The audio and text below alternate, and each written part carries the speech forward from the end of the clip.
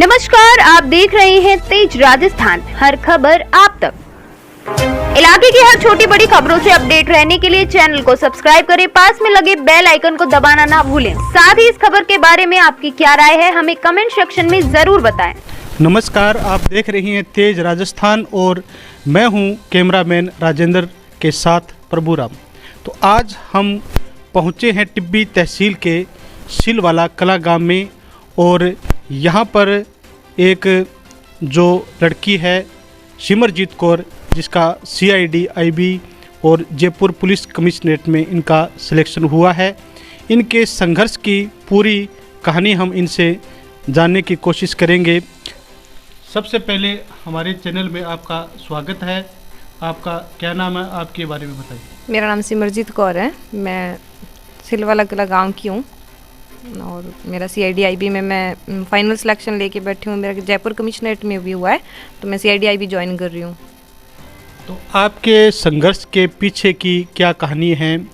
आपको जो सफलता मिली है, इसके पीछे किन लोगों का श्रेय है आपके साथ? मैं मेरी बहन को और मेरी मम्मी को मैं देना चाहती हूँ श्रेय, क्योंकि इन्होंने मेरे लिए बहुत स्ट्रगल किया है। मेरी बहन ने और मेरी मम्मी ने, मेरी मम्मी ने लोगों के घरों में मेरे लिए काम भी किया है। मेरी बहन अपनी पढ़ाई छोड़ के एक गाय के थ्रू मेरे को पढ़ाया उन्होंने।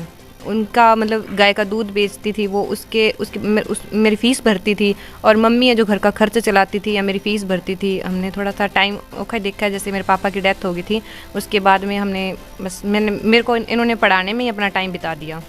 तो जिस टाइम आपके पापा की मृत्यु हुई, उस टाइम आप किस क्लास में पढ़ते थे और इस दौरान आपकी मम्मी ने आपके परिवार को किस तरह से संभाला, आपकी परवरिश की और आपका जो पढ़ाई थी वो लगातार आपकी जारी रखी, जिसकी बदौलत आज आप इतनी बड़ी पोस्ट पे पहुँचे? तब मैं 11th क्लास में थी जब मेरे पापा की डेथ हुई थी। तो थोड़ा सा हम लोगों की दुकान ही थी, तो मेरे पापा की दुकान वगैरह पापा की डेथ के बाद में थोड़ा कम चलने लगी। घर की स्थिति थोड़ी सी ऐसी थी कि लड़कियां थी, पैसा वगैरह चाहिए था, तो मम्मी ने दुकान में इतना ज़्यादा इनकम हो नहीं रही थी। फिर मम्मी ने बाहर जाके काम करना शुरू किया। फिर थोड़े दिन तो हम लोगों को इतना नहीं थी अक्ल भी, मैंने थोड़ी कॉलेज की या स्कूल की पढ़ाई कंप्लीट की। उसके बाद में मैं घर पे रह के पढ़ने लगी। मेरे को थोड़ा लगा भी घर का माहौल इतना अच्छा नहीं है, लोग आके बार बार परेशान करते हैं, इससे अच्छा कि मैं थोड़ा सा बाहर जाके पढ़ाई करूँ। तो मैं चाणक्य में चली गई, हनुमानगढ़ जंक्शन। वहाँ मैंने 3 महीने कोचिंग की। उनकी फ़ीस थोड़ी सी थी, तो मैंने कभी उनको बोला नहीं भी आप कम करो या कुछ। मैंने 3 महीने जितना हो सके उनसे वो 3 महीने कंप्लीट करके मैं रूम में रह के पढ़ाई करने लगी। 1.5 साल तक मैंने रूम में रह के पढ़ाई की है। और उसके बाद में मेरा जब हो गया वहाँ से, और मेरे को लगा कि मैं अभी ले सकती हूँ, मेरा सिलेक्शन हो गया था, तब मैं घर पे आ गई थी।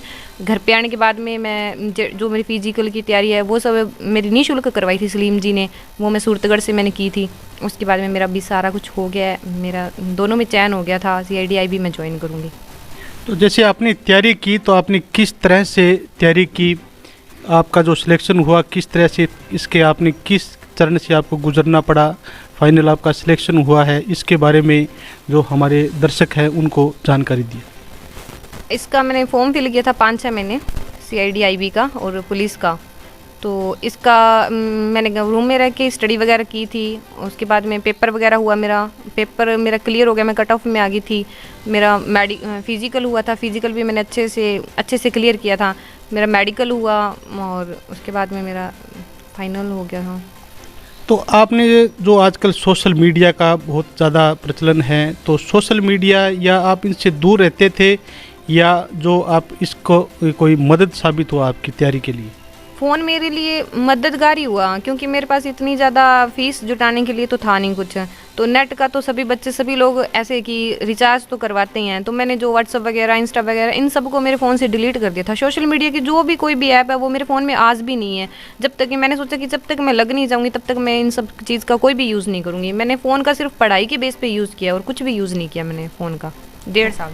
आपका इतनी बड़ी पोस्ट पे सिलेक्शन हुआ है, तो आप क्या युवा है, बेटियों के लिए क्या आप खास संदेश देना चाहेंगे? गांव में ये होता है कि बच्चे 10 करके 12 करके भी आगे नहीं पढ़ाते। बेटियां हैं, घर का काम करेगी, शादी करेगी, अगले घर जाएगी। मेरे बारे में भी यही सभी की सोच थी।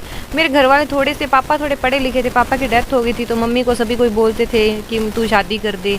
तो मैं युवा को ये उनको जानकारी मतलब ये बताना चाहती हूँ कि वो लोग पढ़ें, इस चीज़ को समझें, भी वो लगे, वो कुछ कर सकते हैं। हम पढ़ेंगे तो भी कुछ लगेंगे ना, तभी हम गांव का नाम रोशन करेंगे। आज गांव में सभी कोई मतलब मेरा नाम ले रहे थे, कुछ भी, जैसे मैं गांव में लगी हूँ तो मैं चाहती हूँ कि एक दो हर घर में एक आधा बच्चा लगना चाहिए।